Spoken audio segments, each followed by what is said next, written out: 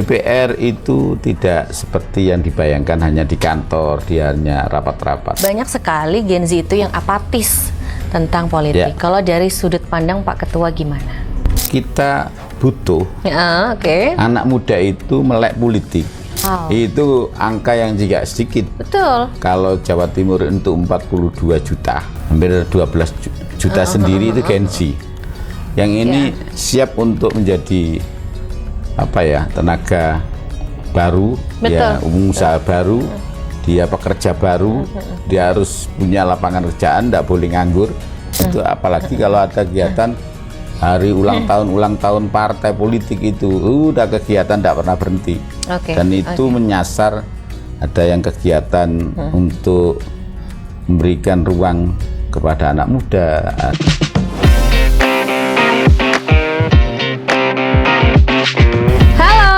Assalamualaikum, kembali lagi di podcast Ngopeni Rakyat, persembahan dari Times Indonesia. Ngopeni Rakyat adalah podcast yang memang kita siapkan khusus untuk Bapak dan juga Ibu dari Dewan Perwakilan Rakyat Daerah Provinsi Jawa Timur bisa berbincang lebih dekat, berbincang lebih jauh bersama dengan kita di sini. Dan kali ini kita sudah kehadiran orang nomor 1 di Gedung Indrapura. Nah, beliau ini senior, tapi jiwanya nggak mau kalah sama yang masih muda. Langsung saja kita sapa Bapak Musyafaq Rauf atau yang akrab disapa Cak Safaq. Langsung saja kita sapa. Assalamualaikum. Waalaikumsalam warahmatullahi wabarakatuh. Ketemu lagi kita ya Cak ya. Masya Allah, kemarin sudah 2 episode, sekarang kita ketemu lagi. Gimana kabarnya? Lebih sehat? Atau lebih bahagia, lebih happy? Alhamdulillah, baik-baik, sehat walafiat. Mudah-mudahan Mbak juga begitu. Alhamdulillah, amin. Sehat walafiat ya. Iya, kegiatannya padat banget nih kayaknya, Cak Safaq nih. Ya. Apalagi agendanya akhir tahun begini ya, Cak ya? Iya, cukup lumayan. Tadi malam kita mengadakan kegiatan run ya, yang dilaksanakan di Kota Malang dan yang ikut lebih daripada 10.000 Gen Z luar biasa. Dan ada 2 yang dilakukan oleh kawan-kawan Gen Z, ada yang 5K, ada yang 8K. Itu memang yang lagi happening nih sekarang, Ca, untuk olahraga khususnya run ini ya. Ngomong-ngomong soal Gen Z, sesuai dengan tema kita pada hari ini yaitu peran Gen Z dalam membangun demokrasi. Kalau menurut Cak Safaq sendiri, gimana sih mendefinisikan Gen Z itu, Cak? Ya, jadi Gen Z itu kalau dihitung umur itu antara 17 sampai umur 30. Tapi memang Gen Z ini adalah mereka-mereka yang punya kategori anak muda yang nanti pada tahun 2045 mereka ini sudah menjadi orang dewasa yang cukup bisa kita beri kepercayaan untuk memimpin dan untuk bisa menjadi orang-orang yang sudah dewasa yang punya kemampuan untuk menjadi pemimpin di Jawa Timur atau Indonesia. Itu adalah Gen Z sekarang. Betul. Karena kalau umur 17 sekarang, kalau ditambah dengan 20 tahun ya, kalau dihitung sekarang kan sudah berapa? 47. Iya kan? 47, 45 dan sampai 50 itu adalah energiknya seorang usia produktif begitu ya? Untuk masuk di dunia politik. Ya, tentu begitu. Nah, kalau Gen Z ini kan sering dipuji, tapi juga banyak juga yang bilang bahwa Gen Z ini mental strawberry. Jadi banyak yang bilang kalau Gen Z ini manja, nggak mau susah, nggak mau bekerja keras, nggak mau bla bla bla lah pokoknya. Ya. Gimana nanggapi terkait itu? Ya, justru itu Gen Z yang punya sifat seperti itu, kita harus hadir untuk bisa memberikan pendampingan atau memberikan edukasi kepada mereka bahwa Anda tidak boleh cengeng, Anda tidak boleh ya, serba harus sudah siap, sudah harus mapan. Tetapi Gen Z yang harus kita siapkan adalah mereka yang harus betul-betul ditempa dengan berbagai pengalaman, dengan kita ada semacam arahan-arahan tentang bagaimana dia akan mengisi Jawa Timur, mengisi Indonesia ini yang nantinya akan bisa menopang atau membuat karirnya itu menjadi cemerlang di masa-masa dia sudah dewasa. Nah, di situ kita banyak membuat kegiatan yang sifatnya. Apa aja arahan dari DPR Jawa Timur yang sudah dilaksanakan untuk Gen Z? Kita beberapa kali mengadakan pelatihan-pelatihan, misalkan ya mereka-mereka yang hari ini ya ingin cari pengalaman, mencari kerjaan, yang di situ tentu tidak kita beri arahan untuk semua ingin jadi pegawai negeri, ingin menjadi perkantoran, tetapi kita bangun mereka supaya menjadi pengusaha atau mandiri. Misalkan diadakan pelatihan-pelatihan, yang kemarin kita ada barista, ada pelatihan. Di mana itu, Cak? Di mana pelatihannya? Di Surabaya. Surabaya aja? Iya, di Surabaya. Terus yang lain gimana? Yang lainnya rata. Kan Jawa Timur kan banyak, Cak, nggak cuma Betul. Surabaya doang. Betul. Jadi masing-masing dapil itu dia membuat kegiatan hal yang sama, pelatihan sesuai dengan kebutuhan dan daerah. Yang misalkan ada pelatihan barbershop, ada pelatihan lagi bagaimana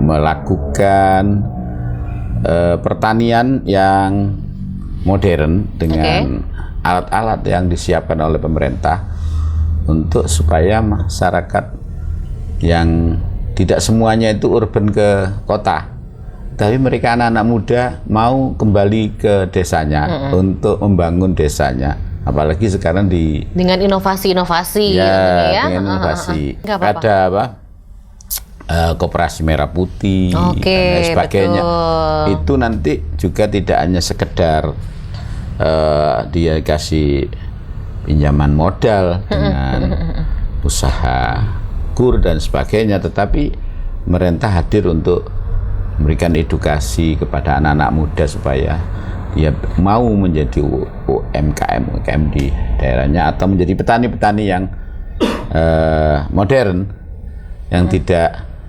Tapi akhirnya gimana? Ketika tadi Cak Safak bilang kan kalau disediakan pelatihan-pelatihan nih untuk para Gen Z.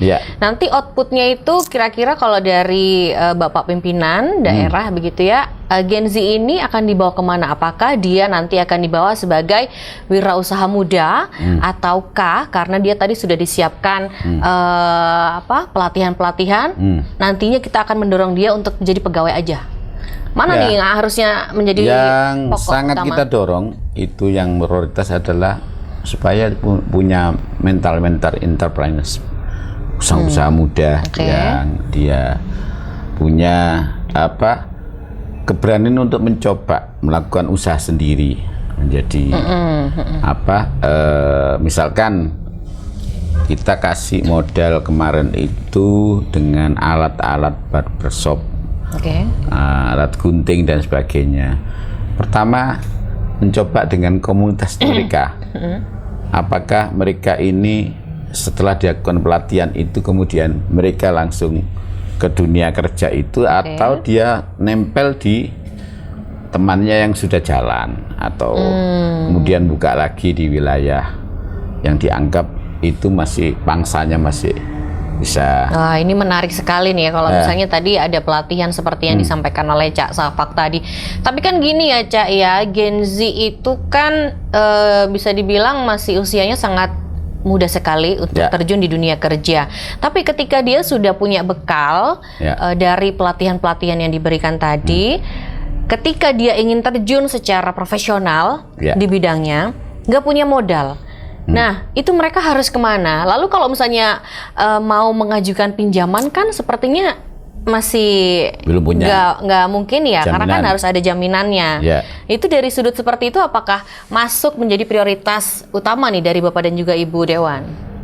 Iya, jadi kita kemarin memberikan semacam kemudahan untuk bisa mendapatkan kredit. Oh ya? Usaha. Kredit apa tuh, Cak? Ada kur ya. Untuk Gen Z ya, supaya mereka bisa tidak harus punya jaminan, tetapi mereka ada dikasih kredit dengan 0 bunga. 0 bunga, tapi tetap pakai jaminan?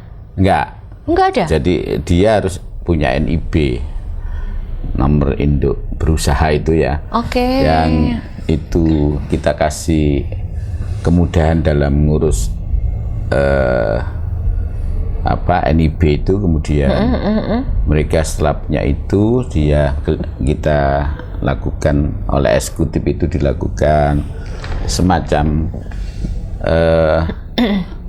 evaluasi dan dicek memang bentuk ada kegiatannya, itu dikasih pinjaman dengan modal yang bunganya yang disubsidi oleh pemerintah dengan pemerintah Jawa Timur. Jadi misalkan kalau bank itu dia bunganya 9% ya, atau 11% itu saya tahu.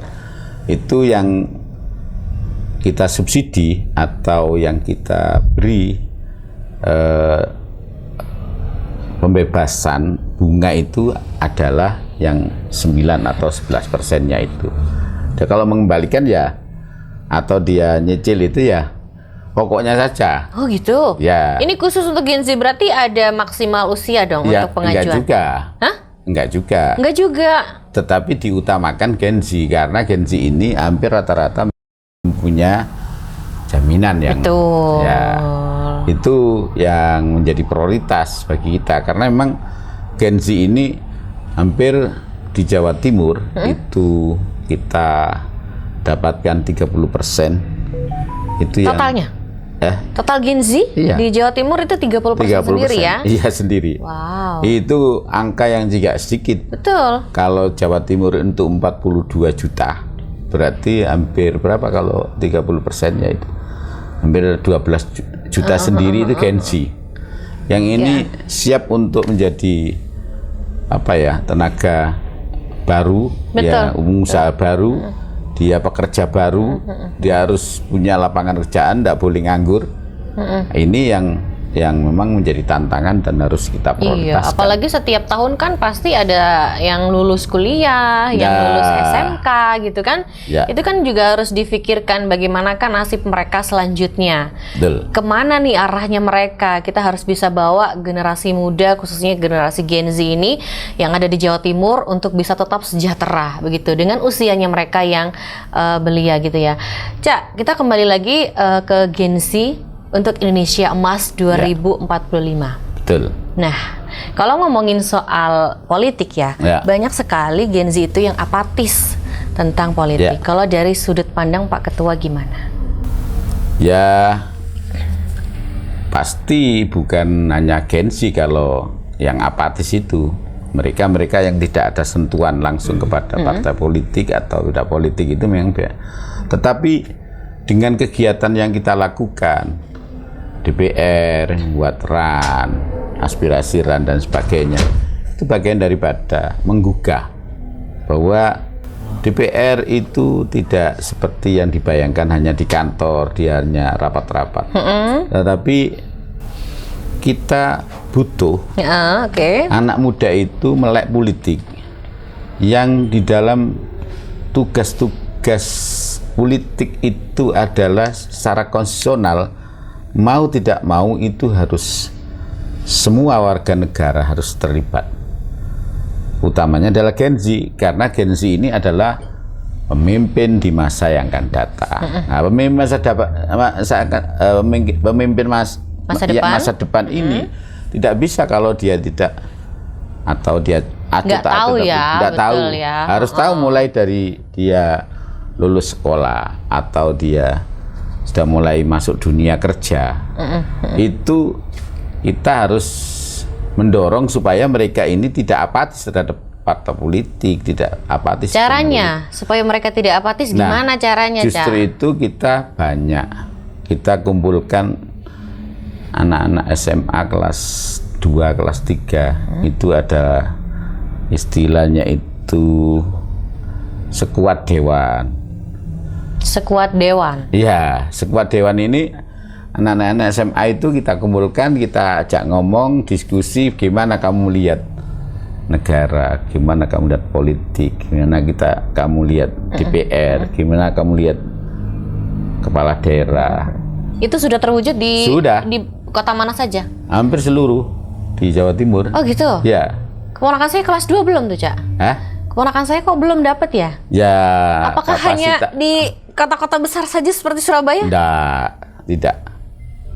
Nah, karena memang jumlahnya sekian banyak, ya mungkin belum kelewati. Ya. Mungkin belum begitu ya. Sekuat dewan itu. Ya. Mungkin biar bisa secara merata begitu, Cak, dikumpulkan dari setiap dinas-dinas yang ada di kota kabupaten.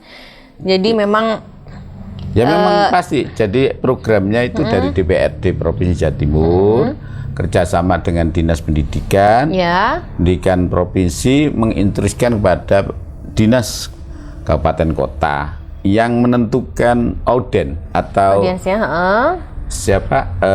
siapa yang diundang itu adalah teman-teman dinas yang tahu. Oh, sekolahan ini diwakili berapa, ini sekolah ini itu adalah sekuat dewan.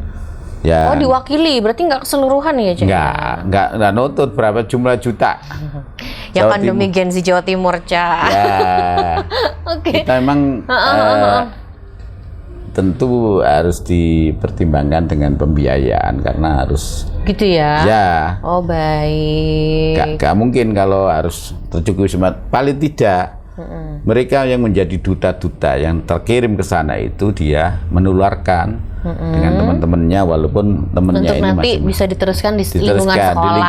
Iya, gitu. menjadi duta-dutanya di situ. Oh, jadi kepanjangan tangan dari dinas pendidikan begitu ya. Oke, baik. Banyak juga Gen Z itu yang pemilih pemula. Ya, pemilih pemula itu yang masih aduh aku nggak ngerti nih kalau misalnya waktunya pemilihan aku harus milih siapa. Dan mereka itu akhirnya merasa hanya dibutuhkan suaranya saja. Ya. Begitu ya, Cak? Mengerti kan? Jadi mereka tetap harus datang ke TPS untuk memilih tanpa tahu siapa yang dipilih. Gitu kan? Mereka mau nggak mau harus tetap memilih siapapun walaupun mereka tidak kenal, dan akhirnya mereka punya pendapat bahwa orang-orang itu ya udahlah cuman butuh suaraku aja. Lalu kebijakan apa yang nantinya dihadirkan dari DPRD Jawa Timur untuk mengajak Gen Z masuk ke dalam kebijakan sehari-hari? Jadi mereka nggak ngerasa bahwa suaraku doang nih yang disalurkan, tapi aku harus dapat feedback gitu. Iya. Kita bisa lihat sekarang itu beda dengan dulu, bahwa di era sekarang hampir kegiatan dewan itu tidak lagi di kantor, tetapi menemui mereka, kemudian menjak dialog. Dialog itu bisa dengan ada istilahnya sekarang itu Solo Semiran. Ada lagi reses. Ada lagi kundapil, ada lagi ngumpul misalkan dengan kegiatan-kegiatan keagamaan, kegiatan-kegiatan anak-anak muda yang di situ itu bisa ngundang kepada dewan melalui organisasi-organisasi kemahasiswaan, ada PMII, ada HMI, ada kalau di lingkungan kita itu ada GMNI, ada lagi kalau itu ada ada IPENU, ada EPPNU, ada lagi muslimat, ada fatayat, ada itu semua sekarang ini ngundang ke dewan. Nah, media ini yang kita pakai untuk bisa memberikan informasi informasi terkait dengan supaya tidak apatis. Nah, kalau yang mereka yang memang tidak di lingkungan itu, kita buat kegiatan-kegiatan yang paling tidak, ternyata dewan ini menyapa kita. Seperti tadi malam itu, nyaris saya tidak tahu ini dari mana itunya peserta ini. Tetapi saya lihat semua adalah Gen Z. Termasuk Cak Safak ya? Kalau saya sudah gak Gen Z tapi milenial ya Cak ya? Beda dikit lah sama mereka usianya. Kalau 30, Cak Safak 35. Beda dikit. Bercanda ya Cak ya? Oke, lanjut. Kemudian pada saat-saat pemilu pasti ada sosialisasi, ada ini, ada itu. Justru sekarang ada banpol, bantuan partai politik. Itu untuk bantuan partai politik itu untuk kegiatan. Yang di situ itu sekarang dikasih agak besar. Per anggota itu pemilih ya. Kalau misal Jawa Timur itu 10.000 pemilih 1 tahun. Berarti kalau pemilihnya itu misalkan 10 juta, ya berarti 10 juta kali 10.000 itu berarti 100 miliar. Itu dipakai untuk kegiatan-kegiatan untuk pengkaderan dan sebagainya. Itu bagian daripada supaya orang masyarakat tidak apatis terhadap politik.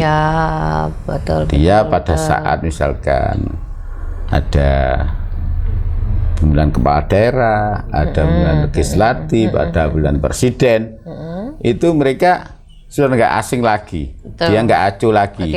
Tapi partisipasinya, coba sekarang Pilgub kemarin 70% itu angka partisipasinya kan tinggi sekali, berarti Gen Z. Itu berada di sana. Betul. Berarti salah satu pengenalannya tadi dari salah satunya Banpol tadi ya, yang memang terjun langsung ke masyarakatnya, mendekati secara personal begitu untuk mengenalkan begitu ya. Pasang banner, pasang baliho, pasang itu, apalagi kalau ada kegiatan hari ulang tahun partai politik itu, udah kegiatan tidak pernah berhenti. Dan itu menyasar. Ada yang kegiatan untuk memberikan ruang kepada anak muda, ada yang juga pada konstituen yang beraneka ragam umur. Tapi tetap ini dilakukan ada itu hampir semua pendekatan partai. Pendekatan langsung kepada masyarakat. Itu, siap. Tapi kan di era digital ini kan rentan sekali dengan informasi hoax ya. Tidak hanya untuk kalangan masyarakat biasa, artis, tapi juga ini menyasar pejabat politik. Setuju ya Cak ya? Betul ya. Nah, gimana sih caranya supaya Gen Z ini bisa turut berpartisipasi tapi suara mereka itu berkualitas dengan komentar-komentar yang baik, jadi nggak cuman asal-asalan ikutan hoax untuk ngejudge satu, ngejudge yang ini, yang itu. Ya kita tentu termasuk program podcast ini. Ini bagian daripada mengantisipasi berita-berita hoax, betul. Supaya mereka itu tidak dimainkan berita-berita hoax yang menyesatkan. Itu kita punya program di Jawa Timur, di DPRD ini adalah podcast ini. Sehingga dia tahu kalau ada pemberitaan terkait dengan DPR, eksekutif, legislatif, fungsinya apa dan sebagainya, melalui podcast ini. Mereka bisa dapat informasi yang benar, tidak hoax lagi. Apalagi kemarin-kemarin ada orang-orang tertentu atau kepentingan tertentu memang ingin memainkan anak-anak Gen Z ini, bisa disalahgunakan untuk bisa membuat anarkis dan sebagainya. Berita hoax itu berseliweran. Nah, Dewan tentu mengantisipasi ini dengan kegiatan-kegiatan yang semacam ini. Oke, boleh dong langsung disampaikan kepada Gen Z terkait ataupun teman-teman Times Lovers yang lagi nonton, Cak, bagaimana sih kita sebaiknya menyampaikan sesuatu itu yang santun, yang baik, tapi tetap berkualitas dan nyampe nih kepada Bapak Ibu Dewan ataupun pejabat lainnya. Silakan, Cak, langsung, Cak. Ya. Jadi terima kasih kepada Mbak yang memberikan kesempatan kepada saya untuk ingin menyampaikan pesan secara khusus kepada Gen Z. Adik-adik sekalian, semua pendengar dan pemirsa podcast kami dengan Mbak Dengan Indah. Ya. di Ngopeni Rakyat. Ya. Kami berharap, kami minta tolong selaku anggota DPRD dan sekaligus pimpinan dan ketua DPRD Jawa Timur untuk kawan-kawan, untuk adik-adik Gen Z. Kita boleh sekarang itu setiap hari pegang HP, tapi isi HP itu harus diseleksi. Oke, setuju. Apa berita-berita yang ada di situ itu harus kita seleksi, jangan dimaknai atau disalahgunakan, kemudian itu akhirnya menyebabkan pola pikir Gen Z itu menjadi orang-orang yang tidak lagi produktif, tidak lagi punya masa depan, tetapi dia malah justru putus asa gara-gara berita-berita yang ada itu, kemudian akhirnya dia melangkah tanpa harus ada arah yang jelas. Akhirnya menjadi generasi bukan emas tapi cemas.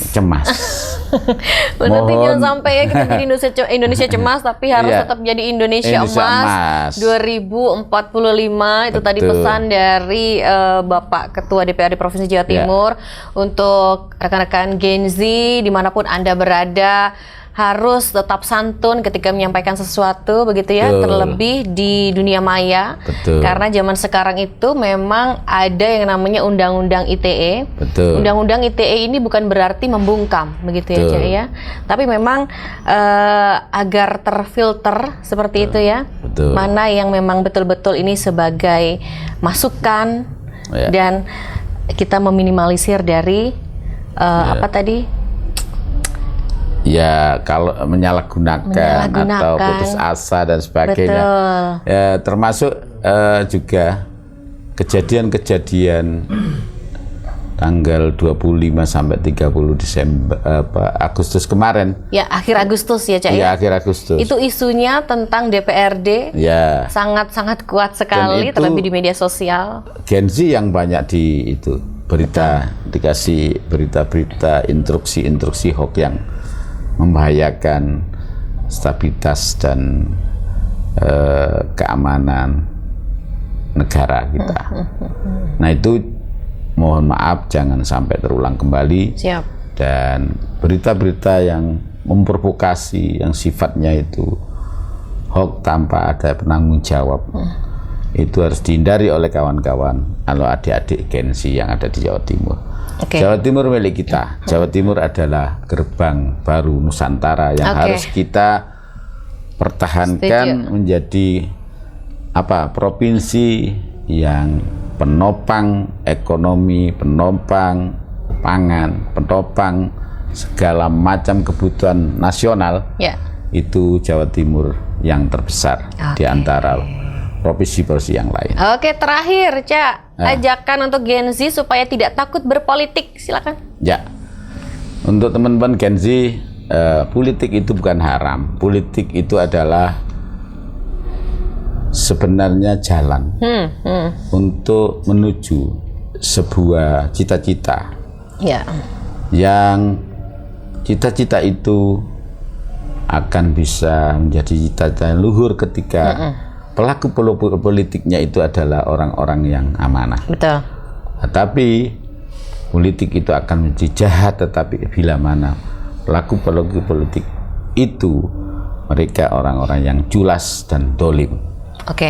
Sehingga kalau kepingin negara ini benar, politiknya mari kita benarkan, mari kita tata, mari kita isi dengan politik yang akhlakul karimah, yang santun, yang toleran, yang betul-betul punya tanggung jawab terhadap kepemimpinan yang dihasilkan oleh proses politik. Oke, setuju. Jadi mari bersama-sama, tidak hanya Gen Z saja, tidak hanya milenial saja, tapi seluruh masyarakat Indonesia kita wujudkan Indonesia Emas 2045 dengan bersama-sama kita menjadi generasi yang produktif, yang positif. Sekali lagi tentunya untuk kemajuan negara kita, negara tercinta Republik Indonesia. Cak Safak, terima kasih banyak atas waktunya. Semoga podcast ini bisa membawa tambahan ilmu untuk time lover semuanya yang menyaksikan Ngopeni Rakyat persembahan dari Times Indonesia. Terima kasih, semoga sehat selalu. Sampai jumpa Cak di episode-episode selanjutnya. Terima kasih. Insya Allah kita akan ketemu lagi di episode yang lain. Siap.